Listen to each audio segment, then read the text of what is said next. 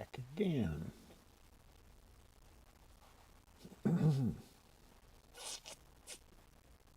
Prudence.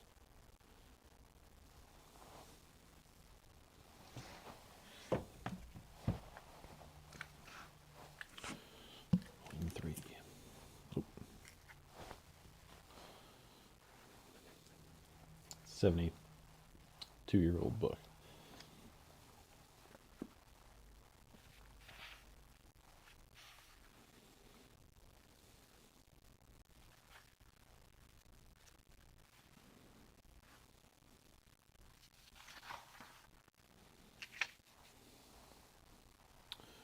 Prudence.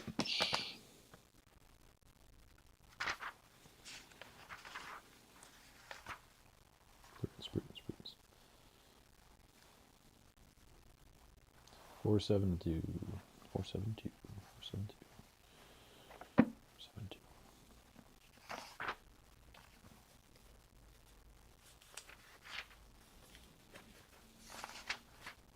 1, 2, 3, 4, 5, 6, 7.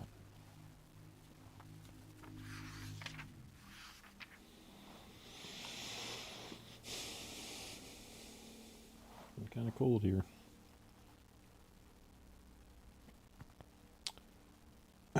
Chapter 73, Prudence.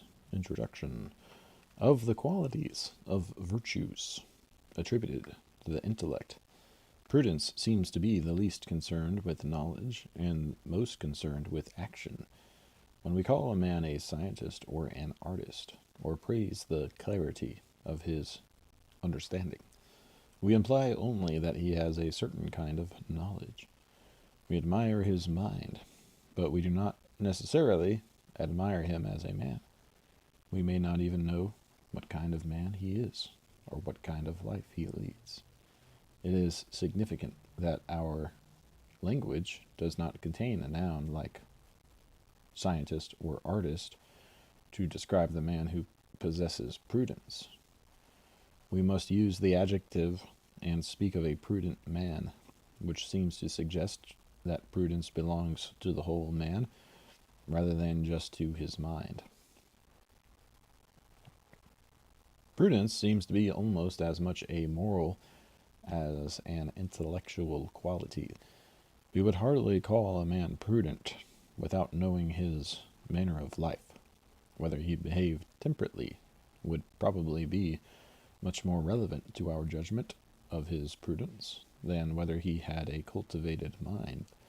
The extent of his education, or the depth of his learning, might not affect our judgment at all, but we probably would consider whether he was old enough to have learned anything from experience, and whether he had actually profited from experience to become wise. These observations not only express the ordinary sense of the word prudence, but also give a summary indication of the idea for which that word stands in the great books. Like other fundamental traits of mind or character, prudence is considered by the poets and historians in terms of precept and example. For the definition of the term, or for an analysis of its relation to other fundamental ideas, such as virtue and happiness, desire and duty, one must go to the great works of moral and political theory or of theology. Even there, however, the conception of prudence is used more frequently than it is expounded. Plato, Aristotle, Aquinas, Hobbes, and Kant seem to be the exceptions, and of these, only Aristotle and Aquinas offer an extended analysis.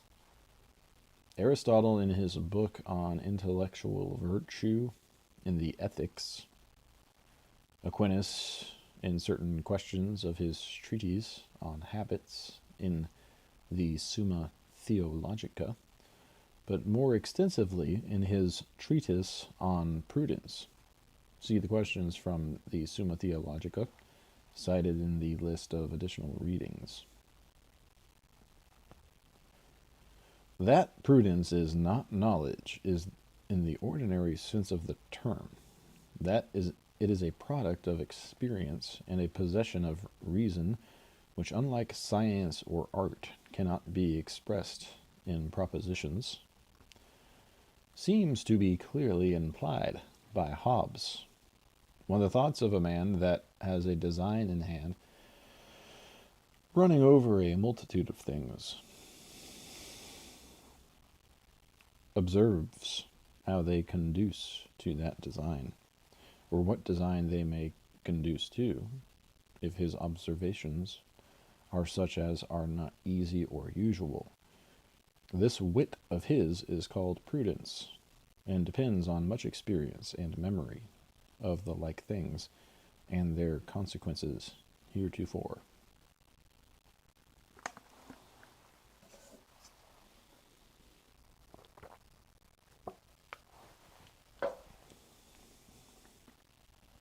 The thoughts of a man that has a design in hand, running over a multitude of things, observes how they conduce to that design, or what design they may conduce to, if his observations are such as are not easy or usual. This wit of his is called prudence, and depends on much experience and memory of the like things, and their consequences heretofore. So it's like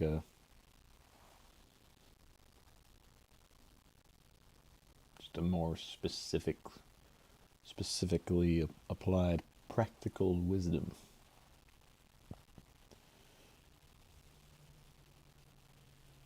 I always thought I was just not being reckless. Whereas science can achieve some certainty, the judgments of prudence are, according to Hobbes, all uncertain, because to observe by experience and remember all circumstances that may alter the success is impossible. It is the opposition between experience and science which seems to lead Hobbes to distinguish prudence from wisdom. As much experience is prudence, so is much science sapience. For though we usually have one name of wisdom for them both, yet the Latins did always distinguish between prudentia and sapientia. Sapientia. Sapientia. Sapientia.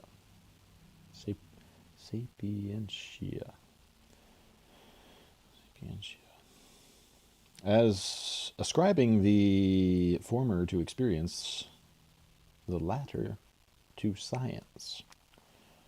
The Greeks, who had two words,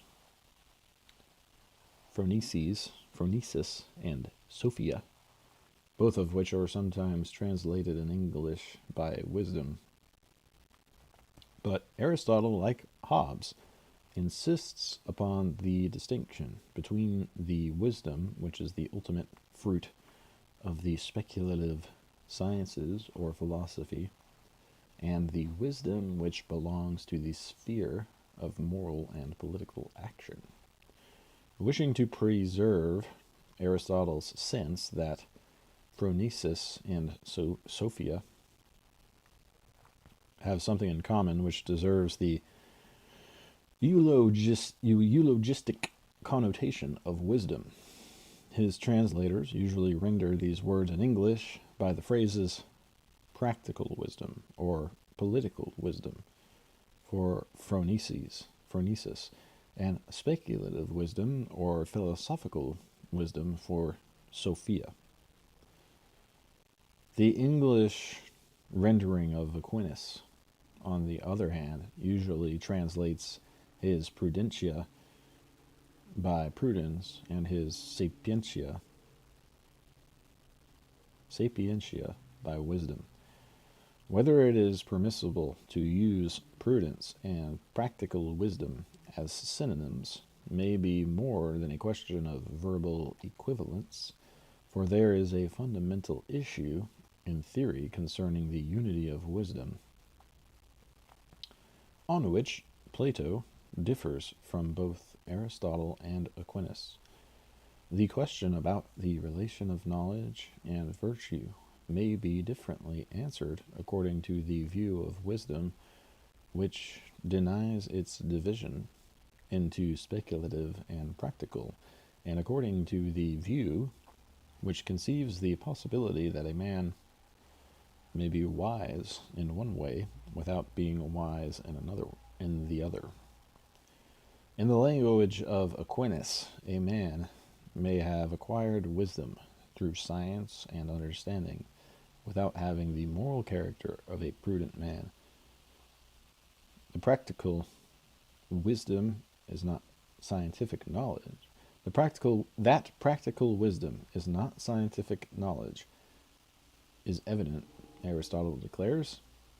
This is confirmed, he adds, by the fact that while young men become geometricians and mathematicians,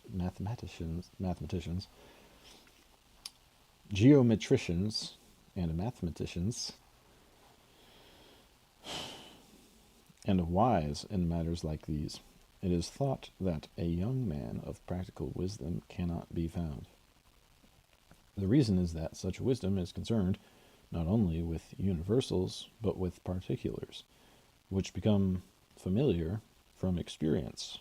But a young man has no experience, for it is length of time that gives experience.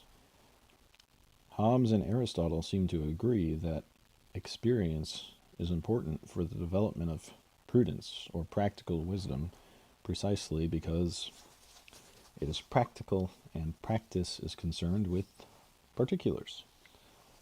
But though both also agree that this explains the distinction between prudence and scientific knowledge, which is concerned not with action but with the nature of things, Aristotle alone raises a further question about the distinction between practical wisdom and art. In making something, the artist also deals with particulars. In this sense, art is also practical. But according to Aristotle, the word productive should be used in distinction from practical to signify the difference between making and doing. Two kinds of human activity which, though alike as compared with scientific knowledge, represent knowledge differently applied. The knowledge which the artist possesses can furthermore be formulated in a set of rules. An individual can acquire the skill of an art by practicing according to its rules. What a man knows when he is prudent seems to be much less capable of being communicated by precept or rule. What he knows is how to deliberate or calculate well about things to be done. This, in Aristotle's view, marks prudence off from all other virtues. That prudence is a quality of mind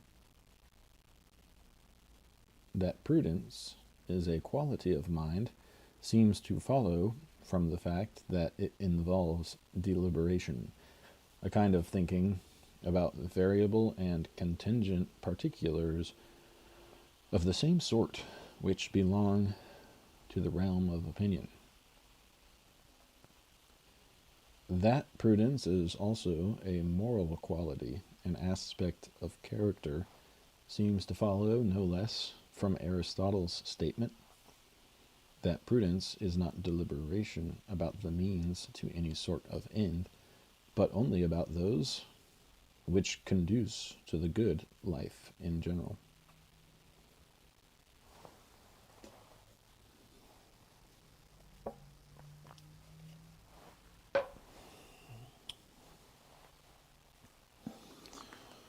So it is written, so it shall be done.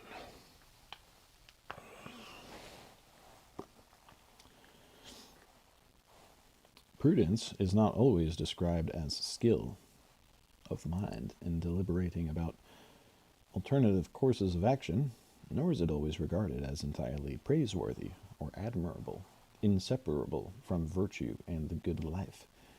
It is, for example, sometimes identified with foresight or even conjecture about the future. So conceived, prudence does not seem to require rational power so much as memory and imagination in order to project past experience into the future.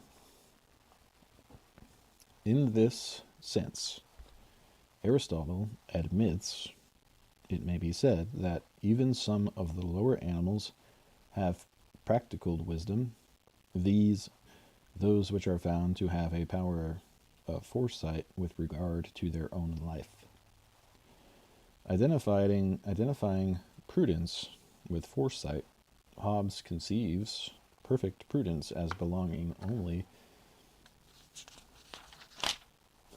to God. When the event answers expectations, the prediction is attributed to prudence. Yet human foresight being fallible, it is but presumption. For the foresight of things to come, which is providence, belongs only to him by whose will they are to come. Aquinas gives a quite different reason for saying that prudence or providence may suitably be attributed to God. It is that the ordering of things toward their ultimate end is, quote, the chief part of prudence, to which two other parts are directed, namely remembrance of the past and understanding of the present. Inasmuch from the remembrance of what is past and the understanding of what is present, we gather how to provide for the future. Prudence is sometimes described not as a virtue of the mind or even as the power of foresight, but as a temperamental trait, an emotional disposition. It is associated with timidity or caution in those who are fearful of risks or unwilling to take chances. It is in this sense that Bacon seems to oppose hopefulness to prudence, which is different upon principle, and in all human matters augurs the worst. The cautionness of the over-deliberate man may involve thought as well as fear. Hamlet thinks too much and on too many sides of every action, his action being sicklied over by the pale cast of thought. He is irresolute. He laments his misuse of reason.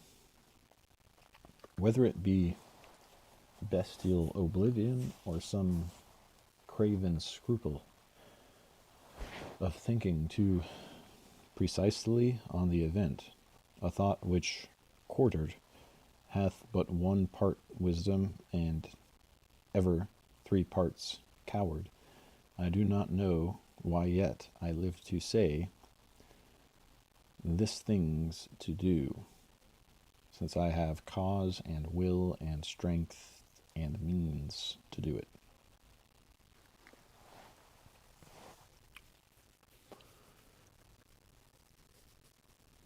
Oh. I think I have that problem.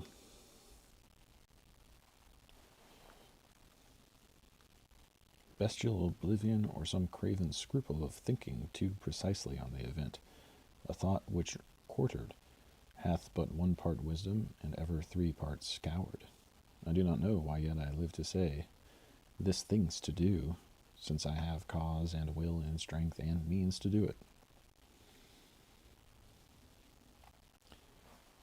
When prudence is conceived as, because if you look at my journaling, all it is me talking to myself about stuff I should do instead of just doing it. No, not always. It's also stuff that I have done. It's also like a log.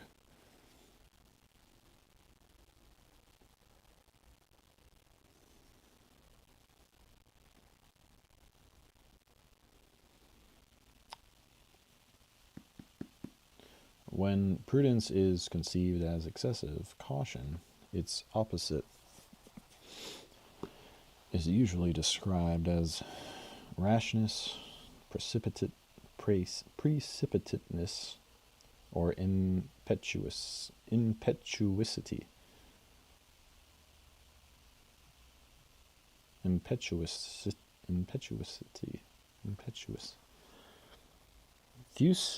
Thucydides portrays these opposites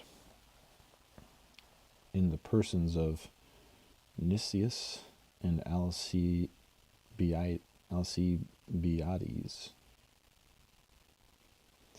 Their speeches to the Athenian assembly on the question of Scythian expedition do not merely present an opposition of reasons for and against the undertaking, but also represent an opposition of types of human character.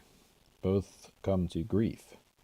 Nicias, the overcautious leader of the expedition, who earns a not inevitable defeat by his ever-delaying tactics, and Alcibiades,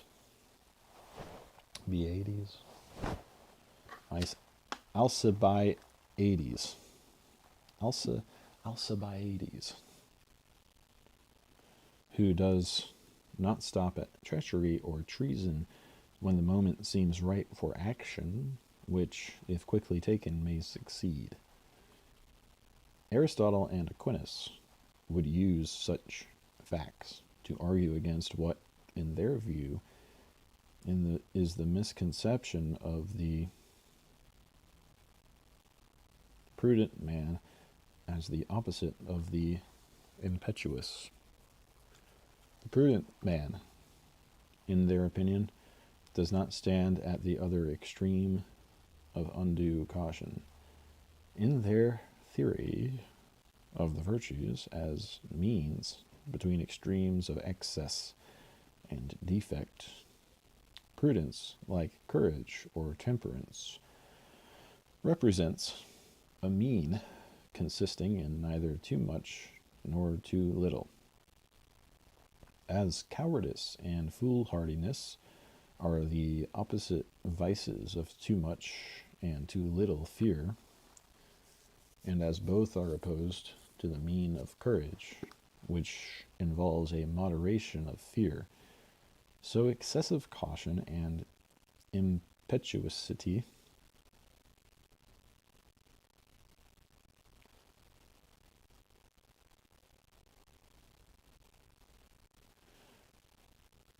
are the vices. You look that up.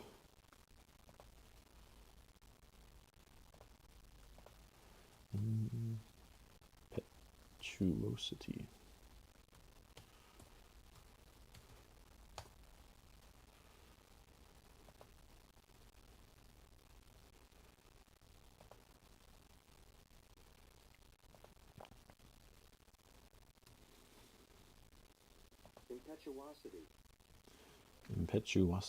Impetuosity. Quality or state of being impetuous, marked by impulsive vehemence or passion. Vehemence. Marked by impulsive vehemence or passion.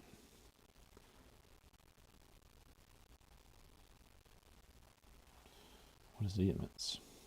Quality of state or being vehement. Intensity. Forceful energy. Intensely emotional. Okay.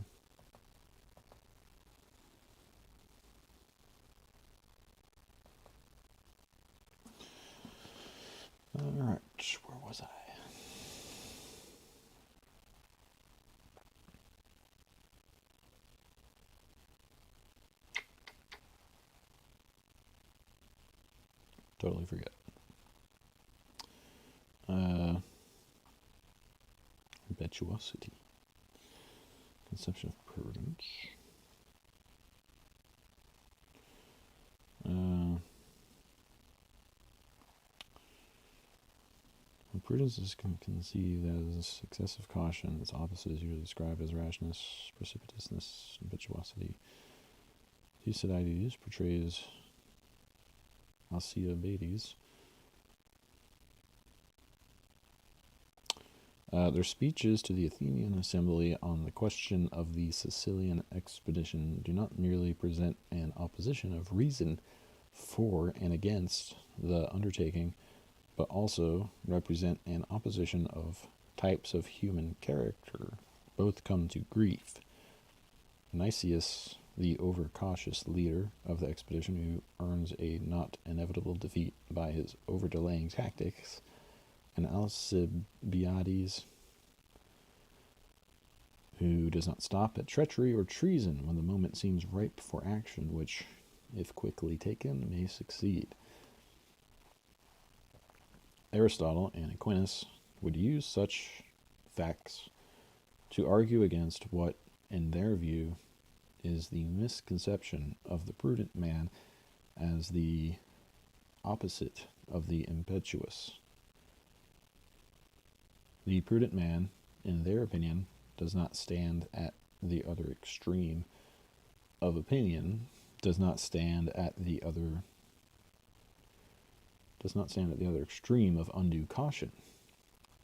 In their theory of the virtues as means between extremes of excess and defect, prudence, like courage or temperance, represents a mean consisting in neither too much nor too little, as cowardice and foolhardiness are the opposite vices of too much and too little fear, and as both are opposed to the mean of courage, which involves a moderation of fear, so excessive caution and impetuosity are the vices opposed to prudence as well as to each other.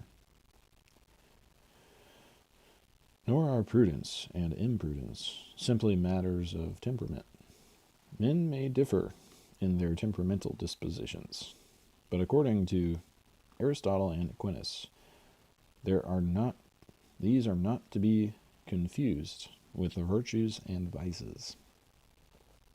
One man may be by nature more fearful or fearless than another, but regardless of these differences in emotional endowment, either may become courageous by forming the habit of controlling fear for the right reasons. So, too, one man may be naturally more impulsive or more circumspect than another, but either can acquire prudence through learning to take sufficient counsel and to deliberate enough before action, while also forming the habit of resolving thought into action by reaching decisions and commanding their execution. Failing to satisfy these conditions of prudence, either may develop the vices of imprudence, becoming like Hamlet or Nicias, irresolute, or like Alcibiades, impatient of counsel or ill-advised, lacking care in deliberation and soundness in judgment. The conception of prudence as itself the extreme of caution, whether temperamental or habitual, is not the only challenge to the Aristotelian theory of prudence as a virtue.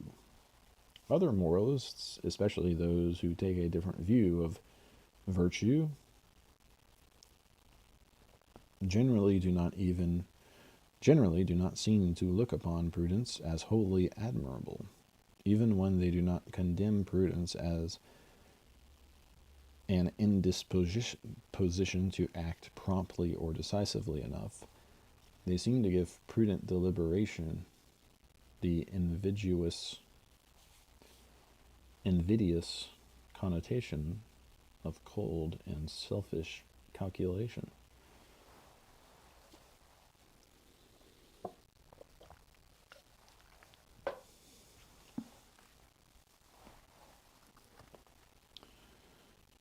A suggestion that appears in Mill's contrast between duties to ourself and duties to others, wherein he remarks that the term duty to oneself, when it means anything more than prudence, means self-respect and self-development. It would seem to be implied that prudence means something less, something more selfish than a proper or justifiable self-interest, the violation of which involves, quote, a breach of duty to others, for whose sake the individual is bound to have care for himself. Kant more explicitly than Mill associates prudence with expediency and self-seeking, and separates it from action in accordance with duty under the categorical imperative of the moral law.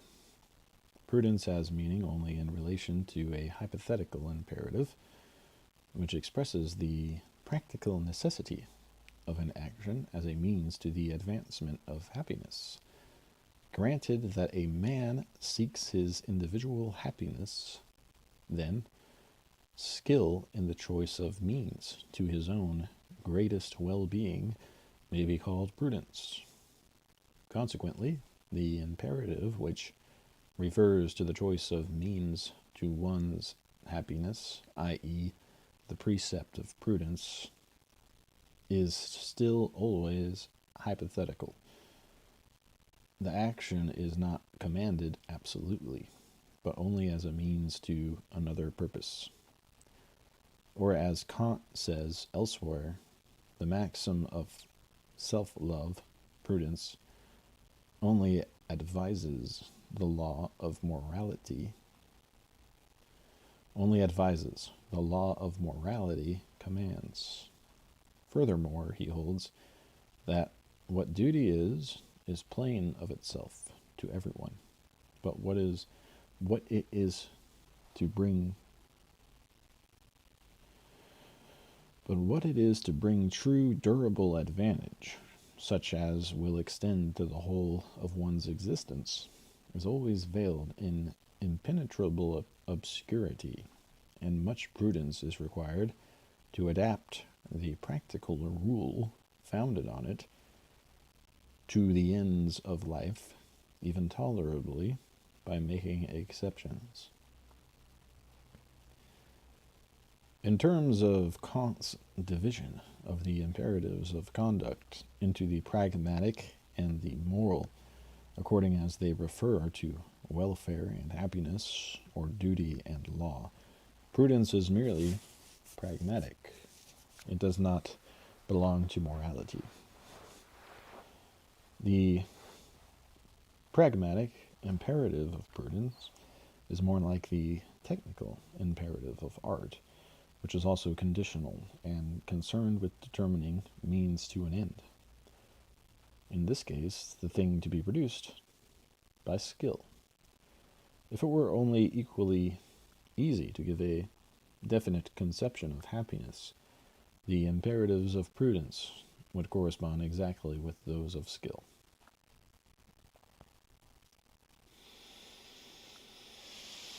As Kant sees it,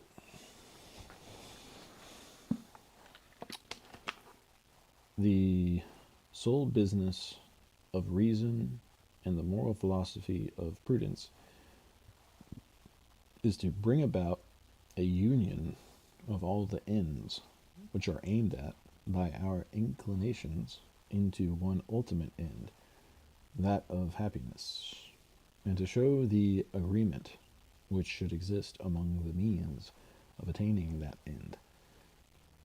In this sphere, accordingly, reason cannot present to us any more than pragmatical laws of free action for our guidance towards the aims set up by the senses, and is incompetent to give us the laws which are pure and determined completely a priori.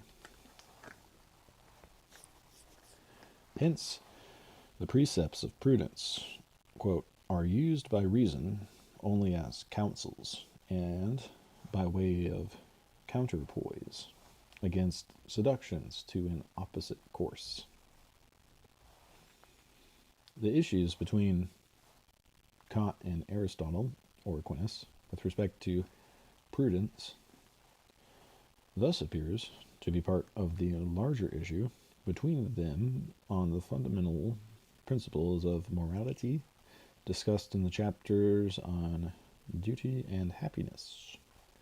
In Kant's view, Aristotle and Aquinas, no less than Mill, are pragmatists rather than moralists. They are all utilitarians in the sense that they regard happiness as the first principle of human conduct and concern themselves with the ordering of means to this end. Since the consideration of means necessarily involves the weighing of alternatives as more or less expedient, prudence becomes indispensable to the pursuit of happiness. The choice of the best means is second in importance only to the election of the right end. Kant admits that those who live for happiness require a great deal of prudence in order to adapt practical rules to variable circumstances and to make the proper exception in applying them. None is required by those who live according to the moral law. The moral law commands the most punctual obedience from everyone. It must, therefore, not be so difficult to judge what it requires to be done, that the commonest, unpracticed understanding, even without worldly prudence, should fail to apply it rightly, that the principle of private happiness is the direct opposite of the principle of morality. Kant seems to think is evident from the questionable worth of prudence. For a man must have a different criterion when he is compelled to say to himself, I am a worthless fellow, though I have filled my purse, and when he approves himself and says, I am a prudent man, for I have enriched my treasure. Kant does not limit his criticism of prudence as pragmatic, or practical rather than moral, to the fact that it serves what he calls private happiness, and may serve the public welfare, period. A history is composed pragmatically, he writes, when it teaches prudence, i.e., instructs the world how it can provide for its interest better. But he also distinguishes between worldly and private prudence. The former is a man's ability to influence others so as to use them for his own purposes. The latter is the sagacity to combine all these purposes for his own lasting benefit. Nevertheless, the prudence which aims at individual happiness is primary, for when a man is prudent in the former sense, but not in the latter, we might better say of him that he is clever and cunning, but on the whole, imprudent. Those who take the view that happiness is the first principle of morality would still agree with Kant that the man who is skillful in exercising an influence over other men so as to use them for his purposes is clever or cunning rather than prudent. Hobbes, for example, says that if you permit to prudence, quote, the use of unjust or dishonest means, you have that crooked wisdom which is called craft. Aristotle goes even further in his insistence that, quote, it is impossible to be practically wise without being good, or as the same point is made in the language of Aquinas, One cannot have prudence unless one has the moral virtues, since prudence is right reason about things to be done, to which end man is rightly disposed by moral virtue. To be able to do things that tend towards the mark we have set before ourselves is, according to Aristotle, to be clever. If the mark be noble, the cleverness is laudable. But if the mark be bad, the cleverness is mere smartness. Hence, the man of prudence has a certain cleverness, but the clever man, who is merely smart, cannot be called practically wise. By this criterion, the clever thief, who plans and executes a successful robbery, the shrewd businessman, who, without regard to justice, calculates well how to maximize his profits, or Machiavelli's prince, who exercises cunning to get or keep his power, exhibits not prudence, but its counterfeits. In some cases, the cleverness or shrewdness may simulate prudence without involving the knavery or of craft or cunning. Some men have what Aquinas conceives as artistic or technical rather than moral prudence.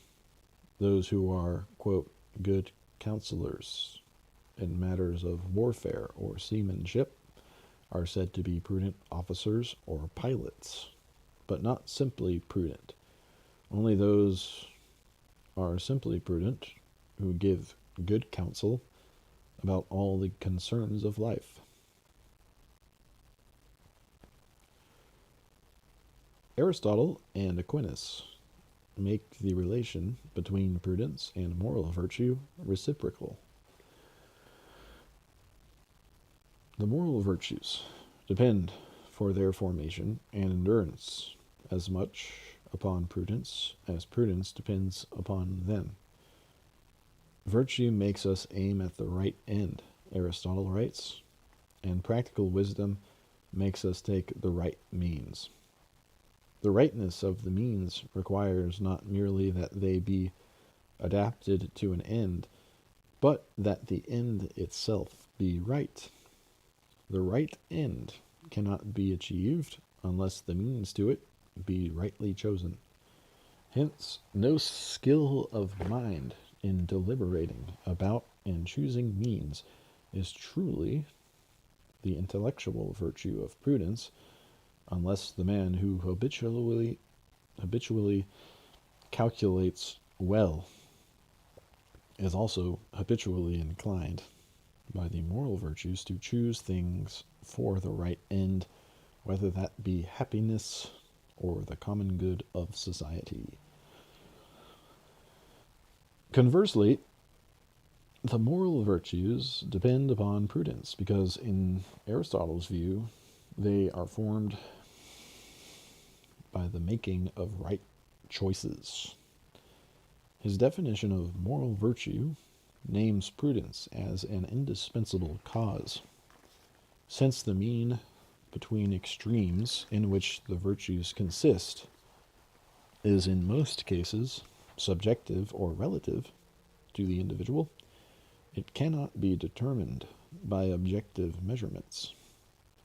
Reason must determine it by a prudent consideration of the relevant circumstances.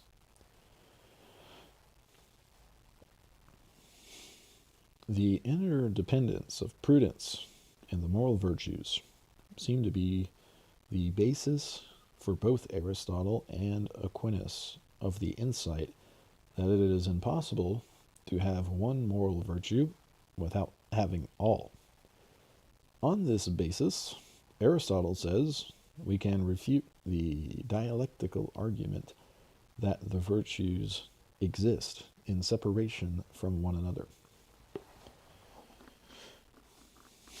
As no moral virtue can exist apart from practical wisdom, so with it all must be present. Aquinas mentions another intellectual virtue as indispensable to the moral virtues, namely the virtue of understanding, which consists in knowing the first principles in practical as well as speculative matters. The first principles of the practical reason, i.e., the precepts of the natural law, underlie prudence as well as the moral virtues. Just as sound reasoning in speculative matters proceeds from naturally known principles, so also does prudence, which is right reason about things to be done. Nevertheless, though prudence and the moral virtues depend upon it, Aquinas does not include understanding, as he does not include art, science, and wisdom in his enumeration of the four cardinal virtues, cardinal in the sense of being the virtues indispensable to a good human life.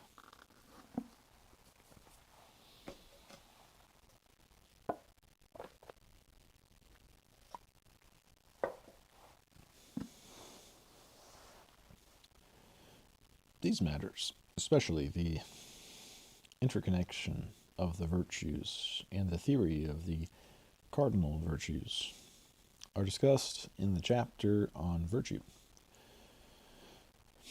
The problem of the relative worth of the moral and the intellectual virtues is also considered there and in the chapter on wisdom, where the contributions to happiness of prudence and wisdom, or of practical and speculative wisdom, are specifically compared.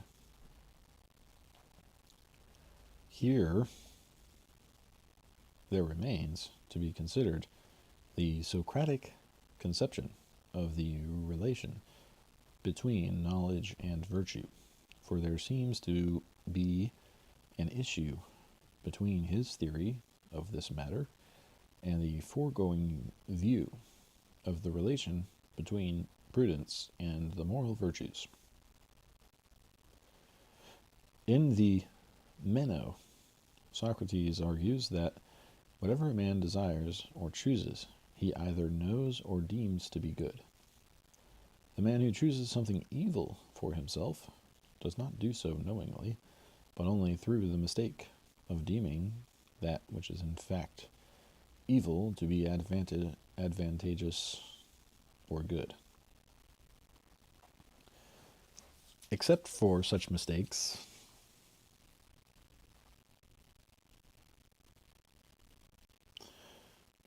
no man, says Socrates, wills or chooses anything evil.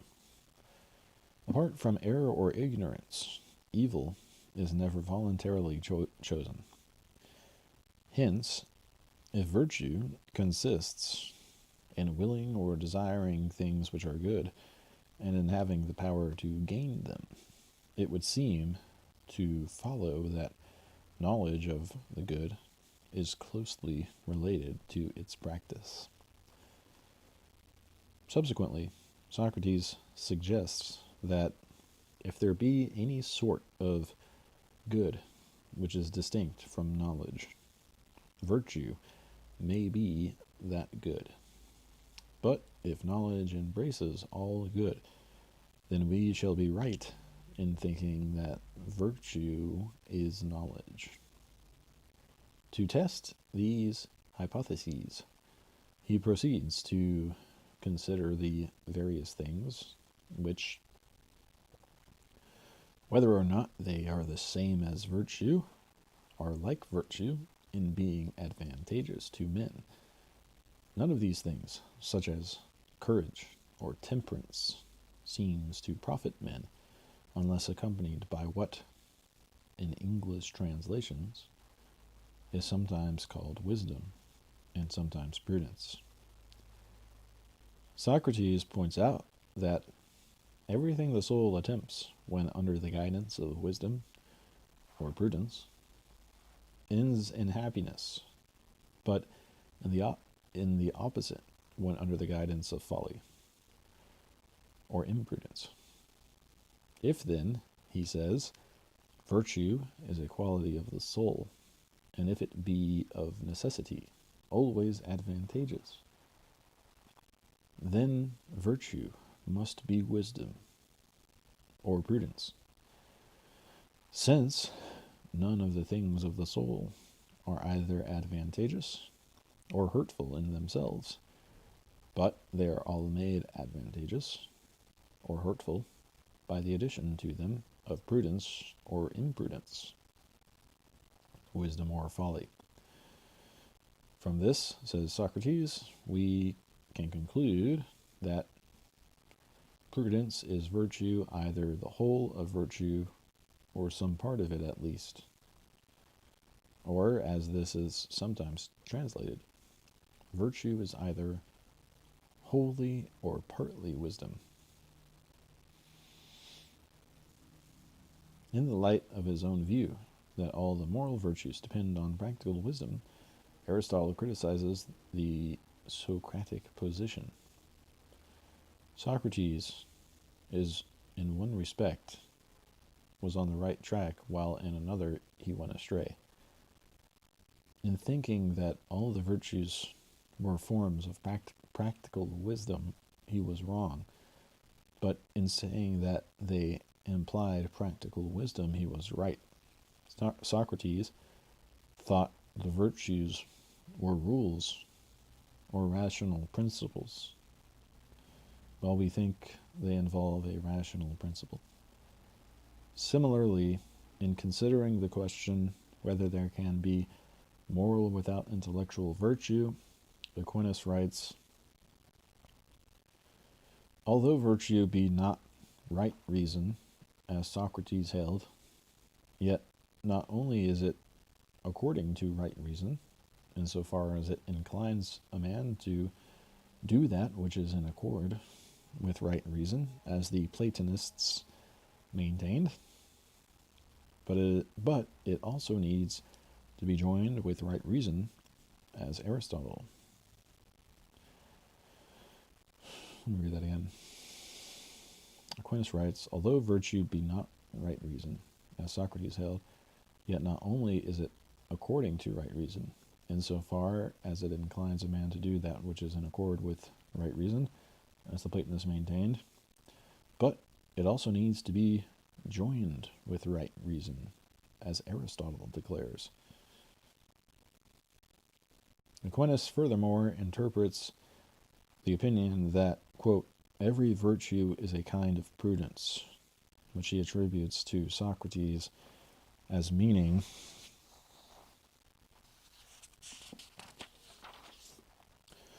that when, quote, a man is in possession of knowledge, he cannot sin, and that everyone who does sin does so through ignorance. This, he says, quote, is based on a false supposition, because the appetitive faculty obeys the reason, not blindly, but with a certain power of opposition. Nevertheless, there is some truth in the saying of Socrates that so long as a man is in possession of knowledge, he does not sin, provided that this knowledge involves the use of reason in the individual act of choice. Whether those who criticize the position of Socrates accurately perceive his intention and state the issue fairly are problems of interpretation as difficult as the question of where in this matter the truth lies. If Socrates is saying that a man will do good if he knows the good, what sort of knowledge is implied? Knowledge of the good is in general, or knowledge of what is good in a practical sense, practical case? Do both types of knowledge of the good lead as readily or surely to good or virtuous action? Whether or not, in addition to knowledge, a good will or a right desire is essential, it may be held that prudence is required to apply moral principles, aiming at the good in general, to particular cases. There exists no moral system, writes Mill, under which there do not arise unequivocal cases of conflicting obligations. These are the real difficulties, the knotty points, both in the theory of ethics and in the conscientious guidance of personal conduct. They are overcome practically with great or less success according to the intellect and virtue of the individual. Mill seems to imply that both prudence and virtue are essential to good action on the level of particulars, and that without them the kind of knowledge which is expressed in moral principles does not necessarily lead a man to act well. One other problem of interpretation must be mentioned. It occurs with respect to Aristotle's statement concerning diverse modes of prudence. Political wisdom and practical wisdom are the same state of mind, he writes, but their essence is not the same. Of the wisdom concerned with the city, the practical wisdom which plays a controlling part is legislative wisdom, while that which is related to this as particulars to their universal is known by the general name of political wisdom. Practical wisdom also is identified especially with that form of it which is concerned with the individual man, and this is known by the general name practical wisdom. Of the other kinds, one is called domestic, another legislative, a third political. And of this last, one part is called deliberative, and the other judicial. Does this mean that skill of mind in determining the best means to an end is different according to differences in the end, whether the happiness of an individual or the common good of a society? Does it mean, furthermore, that the prudence involved in managing a household is different from the prudence concerned with political affairs?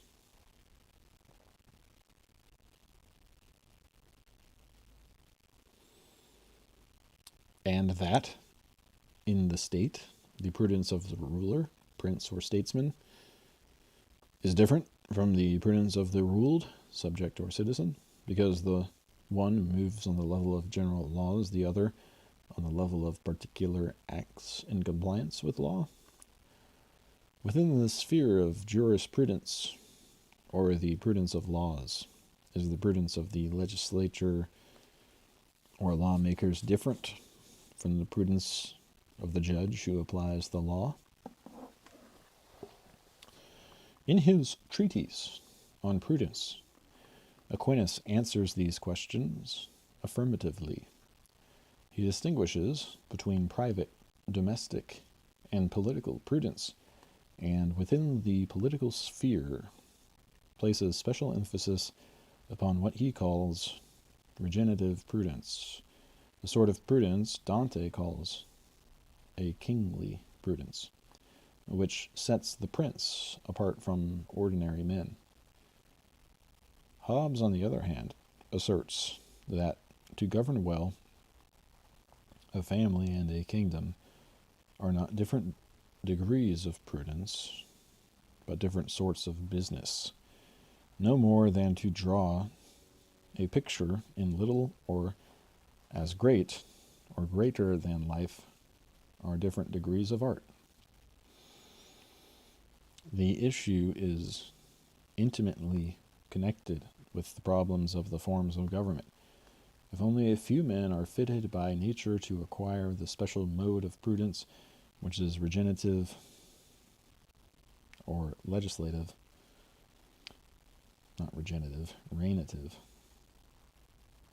Not a word I ever heard, but reinative. When I was saying regenerative, makes zero sense. Reinative or legislative would not government by the few or by the one seem to be naturally best. If, however, in a republic, those who are citizens rule and are ruled in turn, should not each citizen have the prudence requisite for both tasks, whether it be the same or different?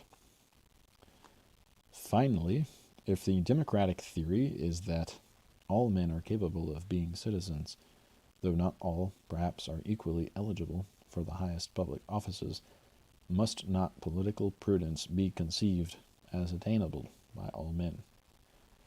The question remains open whether those who deserve the highest magistracies have a special mode of reinative prudence, or merely a higher degree of the same prudence by which they govern their private lives and their domestic establishments, or, as Hobbes suggests, have other abilities whereby they can apply the same prudence to a different kind of business.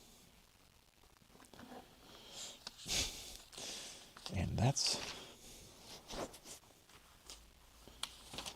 the end of that chapter. The nature of prudence. The place of prudence among the virtues of the mind. 3. The interdependence of prudence in the moral virtues, the parts played by deliberation, will, and emotion in human conduct. 4. The sphere of prudence. 5. The nature of a prudent judgment. 6. Prudence in relation to the common good of the community.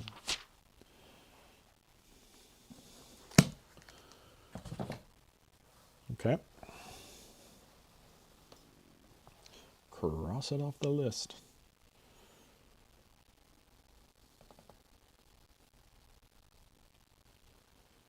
LMNOP.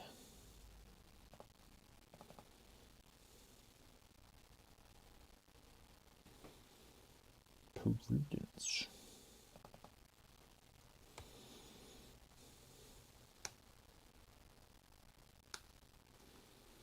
I wonder how they determined what order the letters should go in the alphabet.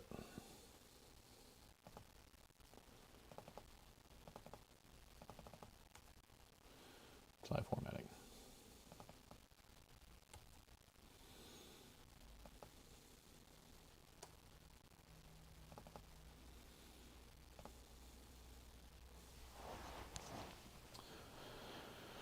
Oh.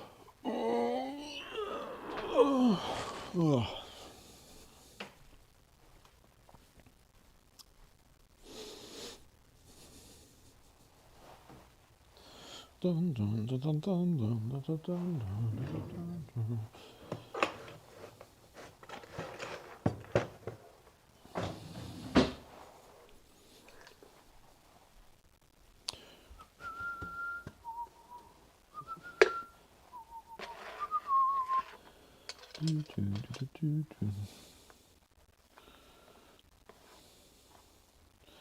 So here I have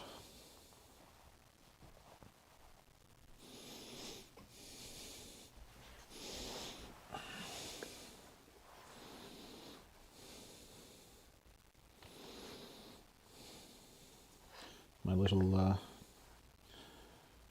leather-bound Holy Bible and some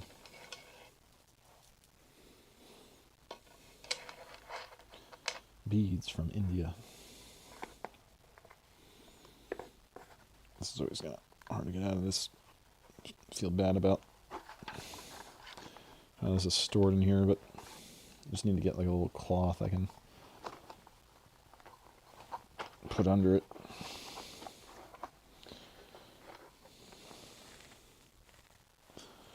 But anyway,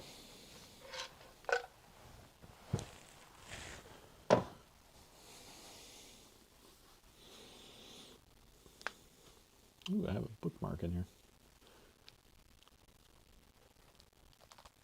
I was reading through St. Matthew at some point. It's a nice little Bible.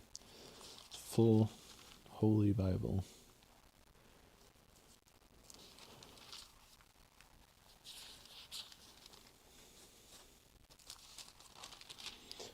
The Gospel according to St. Matthew. The New Testament.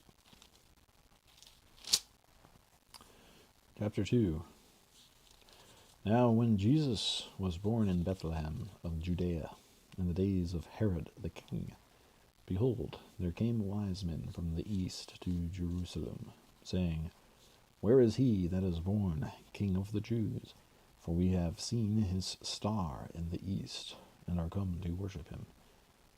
When Herod the king had heard these things, in italics, he was troubled, and all Jerusalem with him. And when he had gathered all the chief priests and scribes of the people together, he demanded of them where Christ should be born.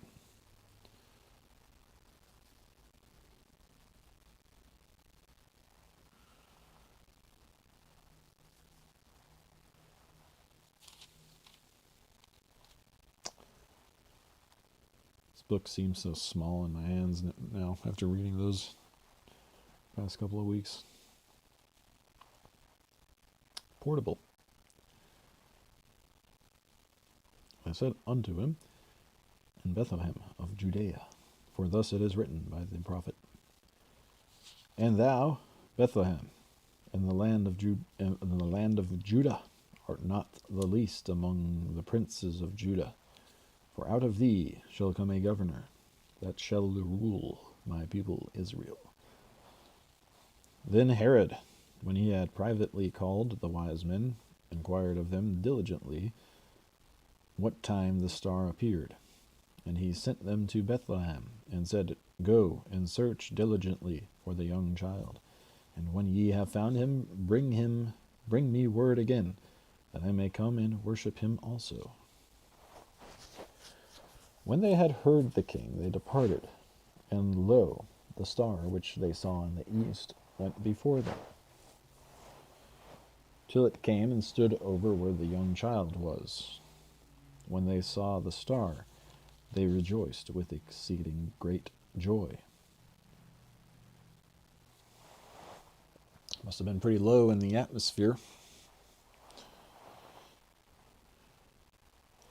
And when they were come into the house, they saw the young child with Mary his mother, and fell down and worshipped him. And when they had opened their treasures, they presented unto him gifts, gold, and frankincense, and myrrh. And being warned of God in a dream that they should not return to Herod, they departed into their own country another way. And when they were departed, behold, the angel of the Lord appeared to Joseph in a dream, saying, Arise, and take the young child and his mother, and flee into Egypt, and be thou there until I bring thee word. For Herod will seek the young child to destroy him. When he arose, he took the young child and his mother by night, and departed into Egypt, and was there until the death of Herod, that it might be fulfilled which was spoken on the Lord by the prophet, saying, Out of Egypt have I called my son.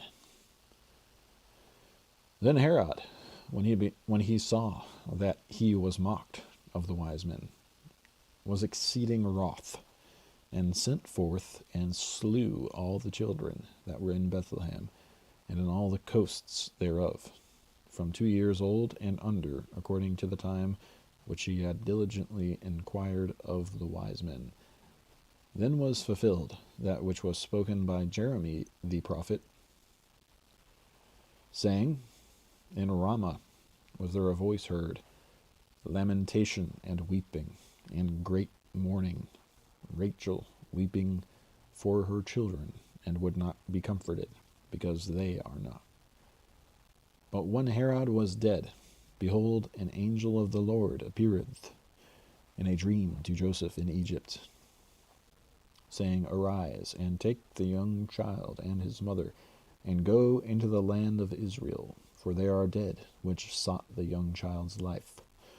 And he arose, and took the young child and his mother, and came into the land of Israel. But when he heard that Archelaus did reign in Judea, in the room of his father Herod, he was afraid to go thither, notwithstanding being warned of God in a dream. He turned aside into the parts of Galilee, and he came and dwelt in a city called Nazareth, that it might be fulfilled, which was spoken by the prophets. He shall be called a Nazarene. Chapter 3. In those days came John the Baptist, preaching in the wilderness of Judea, and saying, Repent ye, for the kingdom of heaven is at hand. For this is he that was spoken of by the prophet Isaiah, saying, The voice of one crying in the wilderness, Prepare ye the way of the Lord, make his paths straight. And the same John had his raiment of camel's hair, and a leathern girdle about his loins, and his meat was locusts and wild honey. Then went out to him Jerusalem and all Judea, and all the region round about Jordan, and were baptized of him in Jordan, confessing their sins. But when he saw many of the Pharisees and Sadducees coming to his baptism, he said unto them, O generation of vipers, who hath warned you to flee from the wrath to come? But forth therefore fruits. Bring forth therefore fruits meet for repentance. And think not to say within yourselves, We have Abraham to our father. For I say unto you, that God is able of these stones to raise up children unto Abraham. And now also the axe is laid unto the root of the trees. Therefore every tree which bringeth not forth good fruit is hewn down and cast into the fire. Indeed, baptize you with water unto repentance. But he that cometh after me is mightier than I, whose shoes I am not worthy to bear. He shall baptize you with the Holy Ghost and with fire, whose fan is in his hand. He will thoroughly purge his floor, and gather his wheat into the garner, but he will burn up the chaff with unquenchable fire. Then cometh Jesus from Galilee to Jordan unto John, to be baptized of him. But John forbade him, saying, I have need to be baptized of thee, and comest thou to me? And Jesus answering said unto him, Suffer it to be so now, for thus it becometh us to fulfill all righteousness. Then he suffered him.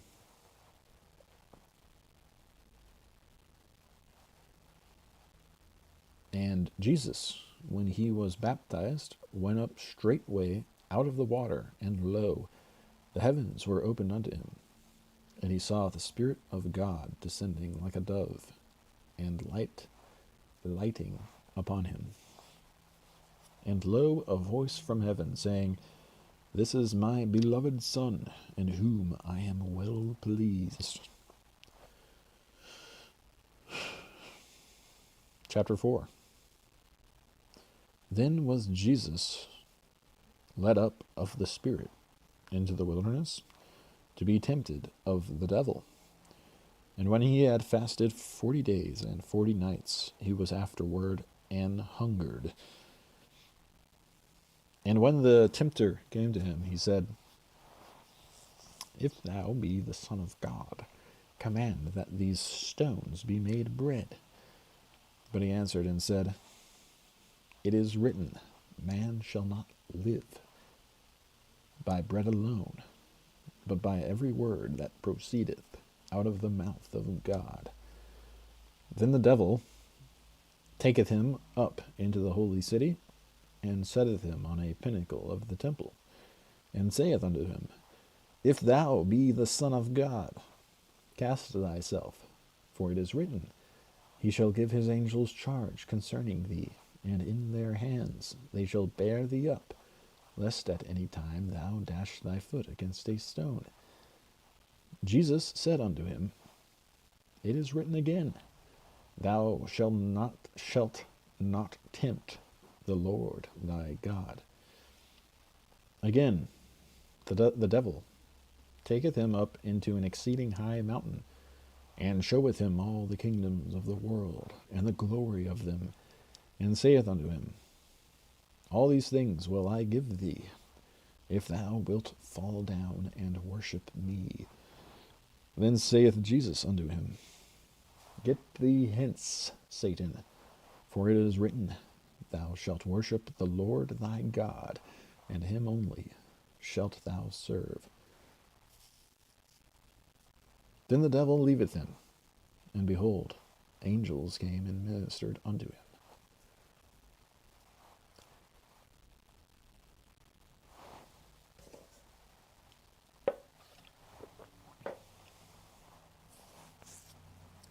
Now when Jesus had heard that John was cast into prison, he departed into Galilee, and leaving Nazareth he came and dwelt in Capernaum, which is upon the sea coast, in the borders of Zebulun and Nephthalim, that it might be fulfilled which was spoken by Isaiah the prophet, saying, The land of Zebulun and the land of Nephthalim, by the way of the sea beyond Jordan, Galilee of the Gentiles. The people which sat in darkness saw great light, and to them which sat in the region and shadow of death, light is sprung up.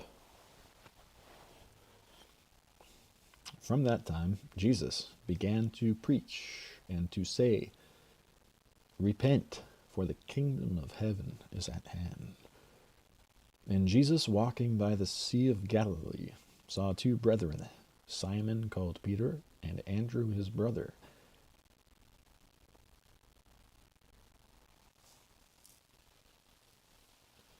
casting a net into the sea, for they were fishers. And he saith unto them, Follow me, and I will make you fishers of men. And they straightway left their nets and followed him. And going on from thence, he saw other two brethren, James the son of Zebedee, and John his brother, in a ship with Zebedee their father, mending their nets, and he called them. And they immediately left the ship and their father, and followed him. And Jesus went about all Galilee, teaching in their synagogues, and preaching the gospel of the kingdom, and healing all manner of sickness and all manner of disease among the people. And his fame went throughout all Syria. And they brought unto him all sick people that were taken with divers diseases and torments, and those which were possessed with devils, and those which were lunatic, and those that had the palsy, and he healed them. And there followed him great multitudes of people from Galilee, and from Decapolis, and from Jerusalem, and from Judea, and from beyond Jordan. Chapter 5. And seeing the multitudes, he went up into a mountain, and when he was sat, the disciples came unto him. And he opened his mouth and taught them, saying, Blessed are the poor in spirit, for theirs is the kingdom of heaven. Blessed are they that mourn, for they shall be comforted. Blessed are the meek, for they shall inherit the earth. Blessed are they which do hunger and thirst after righteousness, for they shall be filled. Blessed are the merciful, for they shall obtain mercy. Blessed are the pure in heart, for they shall see God. Blessed are the peacemakers, for they shall be called the children of God. Blessed are they which are persecuted for righteousness' sake, for theirs is the kingdom of heaven.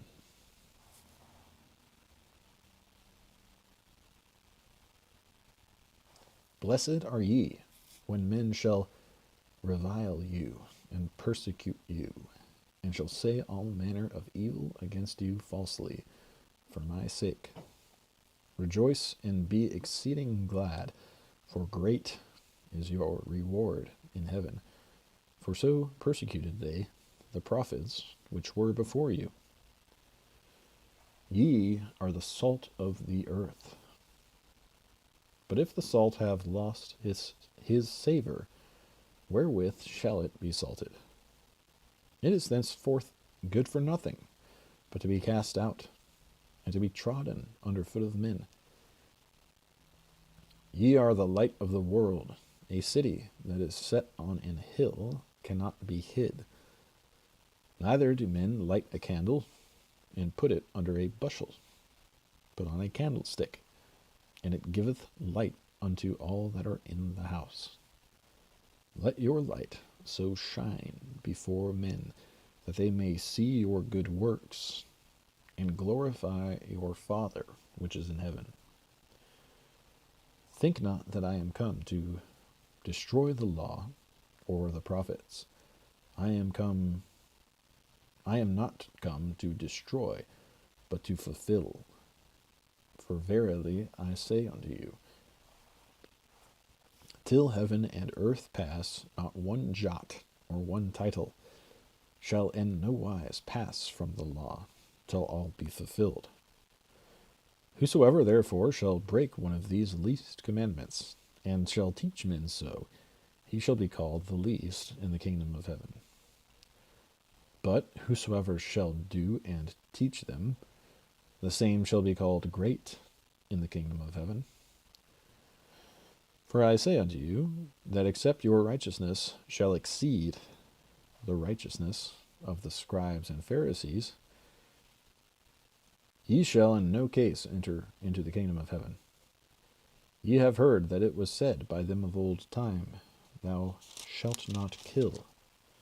And whosoever shall kill shall be in danger of the judgment. But I say unto you that whosoever is angry with his brother without a cause shall be in danger of the judgment. And whosoever shall say to his brother, Raca, shall be in danger of the council. But whosoever shall say, Thou fool, shall be in danger of hell fire. Therefore, if thou bring thy gift to the altar, and there rememberest that thy brother hath aught against thee, leave there thy gift before the altar, and go thy way. First be reconciled to thy brother, and then come and offer thy gift. Agree with thine adversary quickly, whiles thou art in the way with him, lest at any time the adversary deliver thee to the judge, and the judge deliver thee to the officer, and thou be cast into prison. Verily I say unto thee, thou shalt by no means come out thence, till thou hast paid the uttermost farthing. Ye have heard that it was said by them of old time, Thou shalt not commit adultery. But I say unto you, that whosoever looketh on a woman to lust after her, hath committed adultery with her already in his heart. And if thy right eye offend thee, pluck it out, and cast it from thee. For it is profitable for thee that one of thy members should perish, and not that thy whole body should be cast into hell. And if thy right hand offend thee, cut it off, and cast it from thee, for it is profitable for thee that one of thy members should perish, and not that thy whole body should be cast into hell. It hath been said, Whoever shall put away his wife, let him give her a writing of divorcement. But I say unto you, that whosoever shall put away his wife, saving for the cause of fornication, causeth her to marry her that is divorced, causeth her to commit adultery, and whosoever shall marry her that is divorced committeth adultery. Again, ye have heard that it hath been said by them of old time,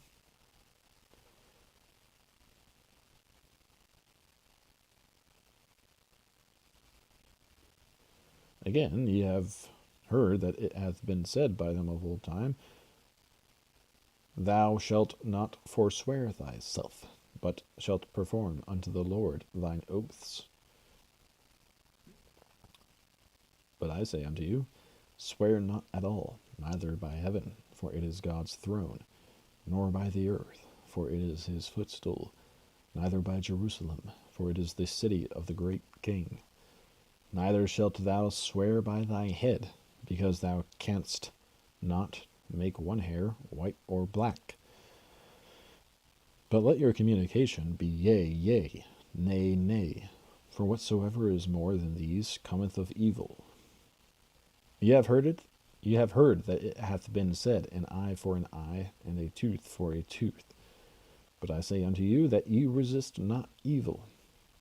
But whosoever shall smite thee on thy right cheek, turn to him the other also.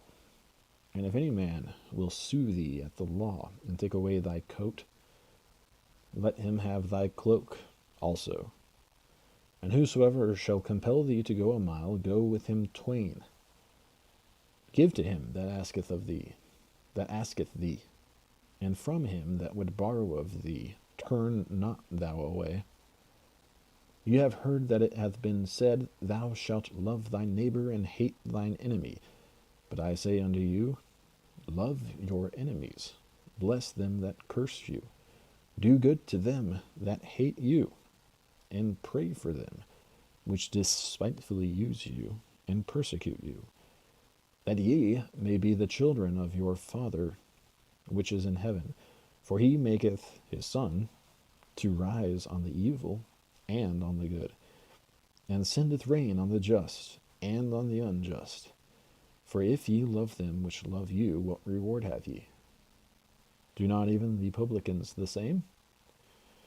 If ye salute your brethren only, what do ye more than others? Do not even the publicans so? Be therefore perfect, even as your Father which is in heaven is perfect. Take heed that ye do not your alms before men to be seen of them. Otherwise ye have no reward of your Father which is in heaven. Therefore, when thou doest thine alms, do not sound a trumpet before thee, as the hypocrites do in the synagogues and in the streets, that they may have glory of men. Verily I say unto you, they have their reward. But when thou doest alms, let not thy left hand know what thy right hand doeth, that thine alms may be in secret. And thy Father which seeth in secret himself shall reward thee openly. And when thou prayest, thou shalt not be as the hypocrites are, for they love to pray standing in the synagogues and in the corners of the streets, that they may be seen of men. Verily I say unto you, they have their reward. But thou, when thou prayest, enter into thy closet, and when thou hast shut thy door, pray to thy Father which is in secret, and thy Father which seeth in secret shall reward thee openly. But when ye pray, use not vain repetitions as the heathen do, for they think that they shall be heard for their much speaking. Be not ye therefore like unto them, For your Father knoweth what things ye have need of before ye ask him. After this manner, therefore, pray ye. Our Father, which art in heaven, hallowed be thy name. Thy kingdom come, thy will be done as it is in heaven, done in earth as it is in heaven. Give us this day our daily bread, and forgive us our debts, as we forgive our debtors. And lead us not into temptation, but deliver us from evil. For thine is the kingdom, and the power, and the glory, forever. Amen. For if ye forgive men their trespasses, your heavenly Father will also forgive you.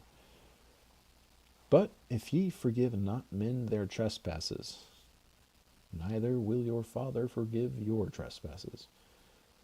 Moreover, when ye fast, be not as the hypocrites of a sad countenance, for they disfigure their faces, that they may appear unto men to fast. Verily I say unto you, they have their reward. But thou, when thou fastest, anoint thine head, and wash thy face, that thou appear not unto men to fast, but unto thy Father which is in secret. And thy Father which seeth in secret shall reward thee openly. Lay not up for yourself treasures upon earth, where moth and rust doth corrupt, and where thieves break through and steal. But lay up for yourself treasures in heaven, where neither moth nor rust doth corrupt, and where thieves do not break through nor steal. For where your treasure is, there will your heart be also. The light of the body is the eye. If therefore thine eye be single, thy whole body shall be full of light. But if thine eye be evil, thy whole body shall be full of darkness. If therefore the light that is in thee be darkness, how great is that darkness? No man can serve two masters, for either he will hate the one and love the other, or else he will hold to the one and despise the other. Ye cannot serve God and mammon. Therefore I say unto you, take no thought for your life, what ye shall eat, or what ye shall drink, nor yet for your body what ye shall put on. Is not the life more than meat, and the body than raiment?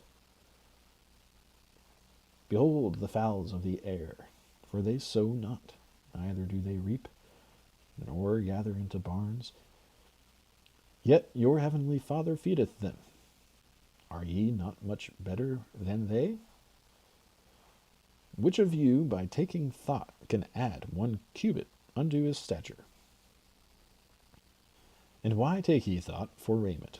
Consider the lilies of the field, how they grow. They toil not, neither do they spin. And yet I say unto you, that even Solomon in all his glory was not arrayed like one of these.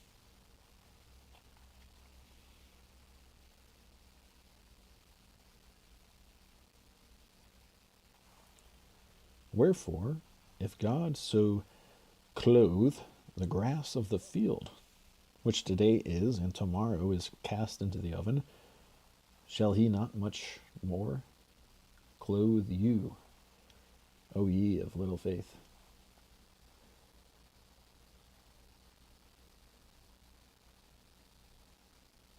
Therefore, take no thought, saying, what shall we eat? Or what shall we drink? Or wherewithal shall we be clothed? For after all these things do the Gentiles seek. For your heavenly Father knoweth that you have need of all these things. But seek ye first the kingdom of God and his righteousness, and all these things shall be added unto you. Take therefore no thought for the morrow shall take thought for the things of itself. Sufficient unto the day is the evil thereof. Judge not that ye be not judged, for with what judgment ye judge, ye shall be judged, and with what measure ye mete, it shall be measured to you again. And why beholdest thou the mote that is in thy brother's eye, but considerest not the beam that is in thine own eye? Or how wilt thou say to thy brother, Let me pull out the mote out of thine eye, and behold, a beam is in thine own eye? Thou hypocrite, first cast out the beam out of thine own eye, and then shalt thou see clearly to cast out the mote out of thy brother's eye. Give not that which is holy unto the dogs, neither cast ye your pearls before swine, lest they trample them under their feet, and turn again and rend you. Ask, and it shall be given you. Seek, and ye shall find. Knock, and it shall be opened unto you. For every one that asketh receiveth, and he that seeketh findeth, and to him that knocketh it shall be opened. Or what man is there of you, whom if his son ask bread, will he give him a stone? Or if he ask a fish, will he give him a serpent? If ye then, being evil, know how to give good gifts unto your children, how much more shall your Father which is in heaven give good things to them that ask him? Therefore, all things whatsoever ye would that men should do to you, do ye even so to them. For this is the law and the prophets. Enter ye in at the strait gate. For wide is the gate, and broad is the way that leadeth to destruction, and many there be which go in thereat. Because strait is the gate, and narrow is the way which leadeth unto life, and few there be that find it. Beware of false prophets, which come to you in sheep's clothing, but inwardly they are ravening wolves. Ye shall know them by their fruits. Do men gather grapes of thorns, or figs of thistles? Even so, every good tree bringeth forth good fruit, but a corrupt tree bringeth forth evil fruit. A good tree cannot bring forth evil fruit, neither can a corrupt tree bring forth good fruit. Every tree that bringeth not forth good fruit is hewn down and cast into the fire. Wherefore by their fruits ye shall know them. Not every one that saith unto me, Lord, Lord, shall enter into the kingdom of heaven, but he that doeth the will of my Father which is in heaven. Many will say to me in that day, Lord, Lord, have we not prophesied in thy name, and in thy name have cast out devils, and in thy name done many wonderful works? And then will I profess unto them, I never knew you. Depart from me, ye that work iniquity. Therefore whosoever heareth these sayings of mine, and doeth them, I will liken him unto a wise man, which built his house upon a rock. And the rain descended, and the floods came, and the winds blew, and beat upon that house, and it fell not, for it was founded upon a rock. And every one that heareth these sayings of mine, and doeth them not, shall be likened unto a foolish man, which built his house upon the sand. And the rain descended, and the floods came, and the winds blew, and beat upon that house, and it fell, and great was the fall of it. And it came to pass, When Jesus had ended these sayings, the people were astonished at his doctrine, for he taught them as one having authority, and not as the scribes.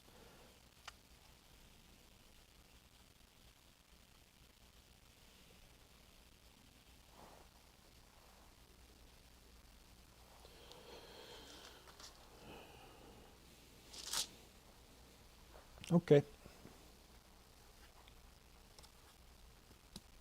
Maybe I make that kind of a part of the daily reading. So I usually like to do like an hour and a half on average.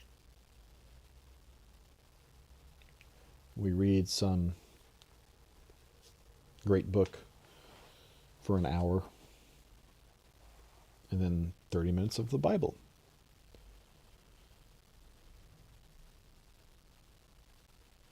I think that's a good idea, since at least that's what I think of the New Testament and the Gospels are the best thing, most worth studying in Western literature.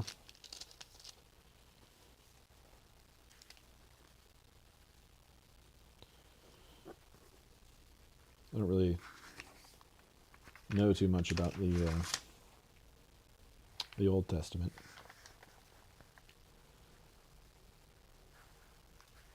I read the 5 books of Moses a while back, but you can't just read it and be like, okay, I got it. You're supposed to like read it over and over. It just keeps making more sense to you every time.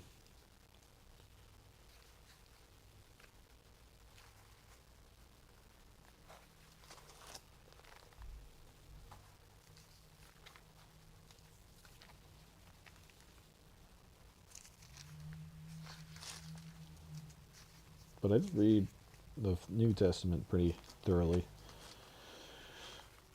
And I don't know. I always felt like the first 4 books, where you had the words of Christ being related,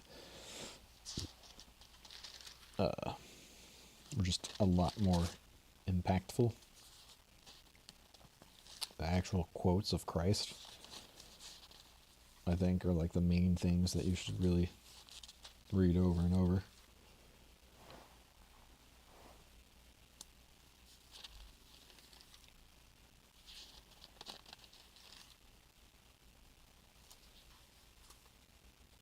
But the history of the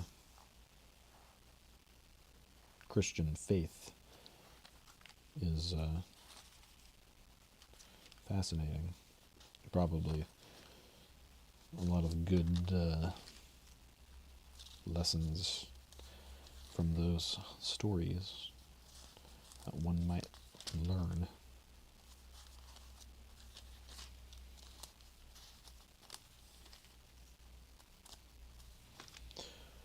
All right. Put that back in there.